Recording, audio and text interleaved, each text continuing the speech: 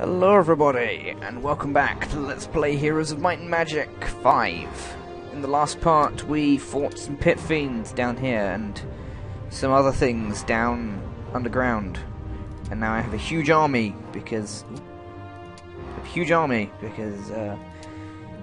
of Rutger being amazing. And now we're going to see if we can finally manage to deal with lots of pit lords, which we probably can't. Dun dun dun.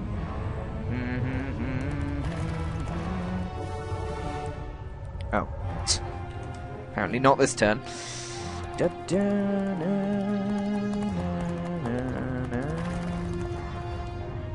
Oh, I can reach next turn. Nice. Also next turn, I'll be able to build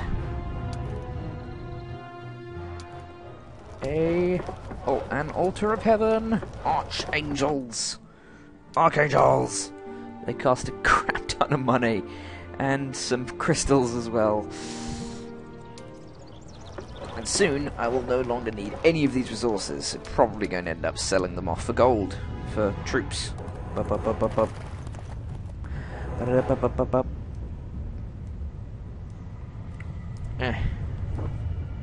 More troops and more troops and more troops, and angels. There are 8 of them now, and I need to keep one on him, because heroes can't have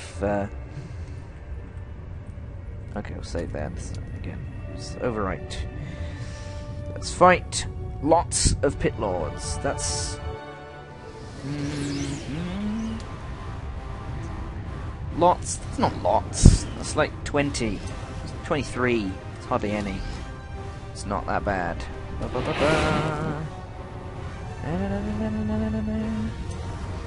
Stay out of melee range if you want to live.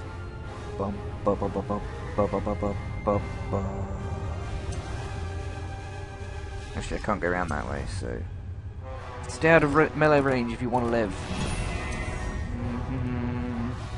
Angels can go a bit closer because they're fine. Does endurance work against magic? I don't think it does. Magic just deals a fixed amount of damage. Then I'll haste the marksman, do nothing whatsoever. 11. That's a lot of kills. It's not nice. Mass Divine Strength. Superpowered, everybody. Yay. Pit lords are going to be a pain to fight in melee range. I can actually get the kill on that entire stack. Wow, that's going to be very helpful to be able to do. Just go ahead. Yeah, it's only a few more, it's fine. I can res those fairly easily. Actually, that's not all of them, but whatever. Owned! Yeah, that's right. That's how you do it. Can't you? Owned. Get out. Get on my level. And such. Yeah, I lost a couple of marksmen, but that's a lot better than it could have been. Just pick up that lucky thingy.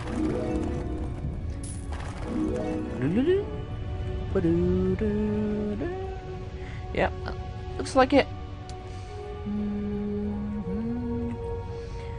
Now what? Well, now what is up there in the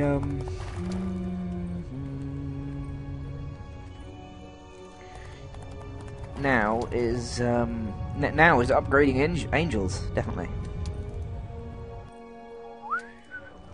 Not those. I don't care about those at all.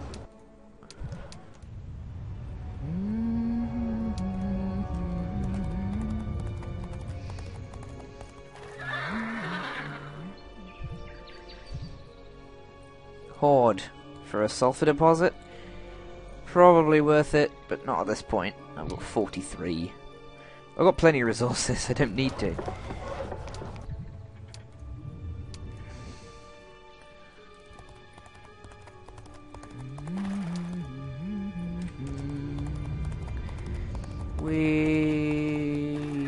More.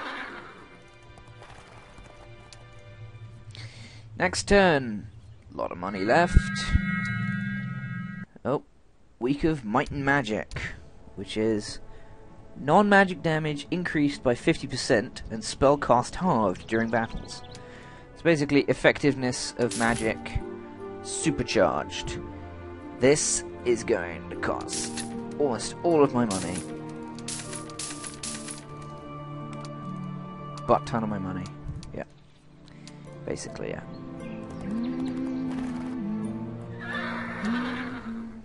I can upgrade these. I can't, because I haven't got any money at all. I have no gold. Actually, I have a fair bit of gold, but nowhere near enough to... Now I can. Boom! 11 Archangels. Oh yeah, there we are. Oh. Want to be like that? Fine. Sell some of you as well. There we are. Ton of stuffs. Ooh. There is a reason that I'm leaving that slot open, so that I can do this.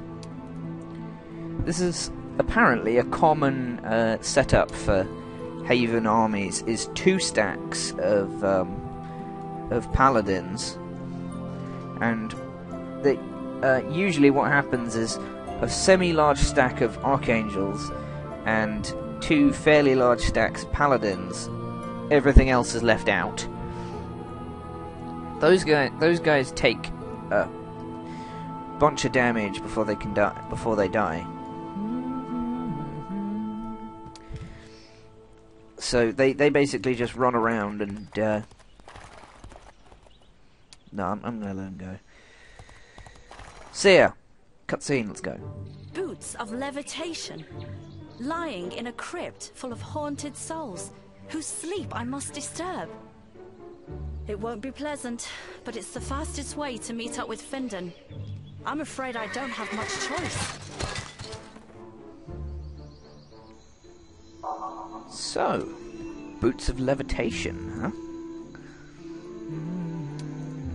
Find the boots of levitation. The way to Alaron's army is blocked by a river, and the bridge was destroyed by enemy forces. Now, the only way to cross the river and reach the woods of Ireland is the boots of levitation. They can be found in a crypt somewhere underground, where the former owner was buried. Isabel will have to fight the restless spirits who haunt the crypt in order to get the artifact. Woohoo! We have to fight undead. Hey, look, undead. A bunch of them. Wraiths. Ugh, don't like wraiths. They're a pain to fight. They really are.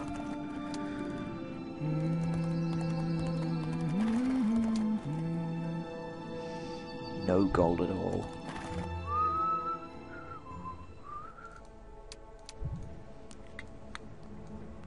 You can keep those, you can keep these.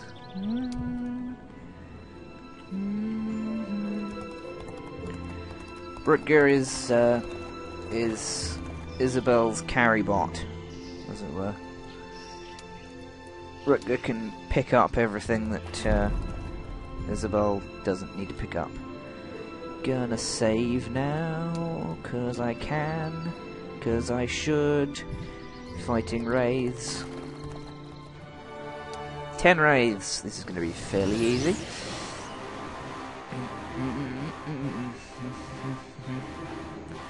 Just move them out of the way. Archangels. That and this. No.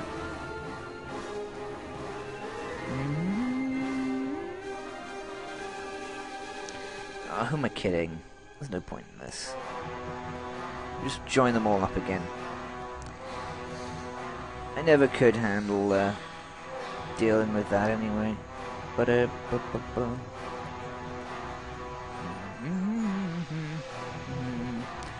I'd much rather just split these guys in half and have them absorb more damage from any archers. Now, wraiths. I don't know if I talked about these guys. I'm gonna talk about them now. Wraiths are quite nasty as far as troops go. They're level 6 units and they're undead, as you can plainly see. They have a fair amount of attack and defense for level 6 units. They have 100 HP, which is about as much as a paladin. They're upgraded level 6, by the way. Being undead, they take no... They aren't affected by morale, and they aren't affected by poison, blind, or mind-related magic, as it says there. Dun dun. They're immune to blind. They're immune to mind control. I already said that in the undead section. They have a special ability known as Harm Touch, which basically means that it's a bit like the Pit Lord's ability. If a wraith stack hits you, it will always kill at least one of your units. Or rather, this I think this is an activated effect. This is an activated ability. If a wraith uses Harm Touch, then whatever it touches, as it were, one will always die of that stack. But it doesn't do much damage at all. So wraiths will only do this if they have no chance of killing you with a normal attack. Which is kind of lucky, because... but wraiths are... You'd be surprised how nasty they can be, if I'm honest.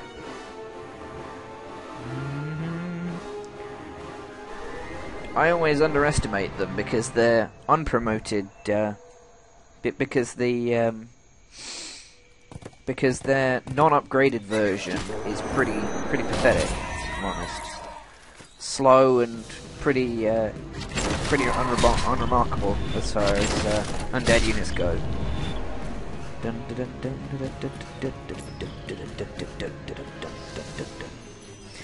Might as well.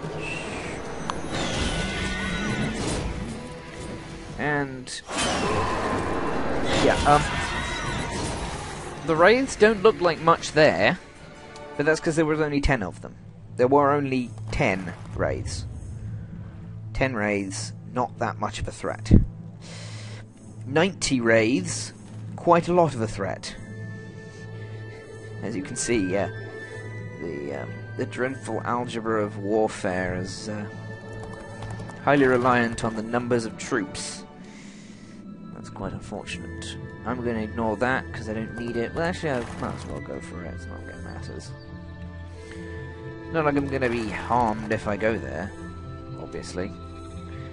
Actually, I might. No, I don't know, but I'm going to send Rutger to flag it anyway, because I'm never going to touch undead units. I'll warn you right now about undead units. All undead units will, if they're in a stack with, if they're in a stack with living units, will cause the living units' morale to drop a lot. I mean, a lot. That's actually no. I think it's by 1 actually, but it does hit, and in fact, overall, when comparing to, well, when talking about a full Haven army, for example, if a full Haven army were suddenly to have introduced to it some ghosts, they'd lose 2 morale, because There's a +1 boost to morale for not fighting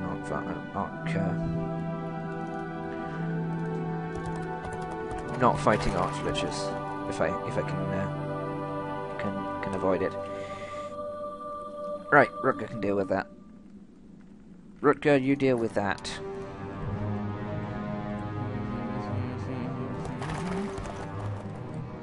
In fact, no, I'm not even going to flag that. I'm going to ignore it. Go straight for those chests. Next turn, that is. Sorry, there's a... Go for it, whatever. There's an inbuilt disadvantage to... What's my light magic ability? Advanced? Damn. Means I only get up level 4 spells. I keep getting distracted. Stop being distracted. Again. Distracted by small things. There's a morale boost that an army gets, that troops in an army get, if the army is all of one faction. So, an army of all Haven units would lose that bonus for having not all Haven units, and also suffer a -1 for having an undead with them.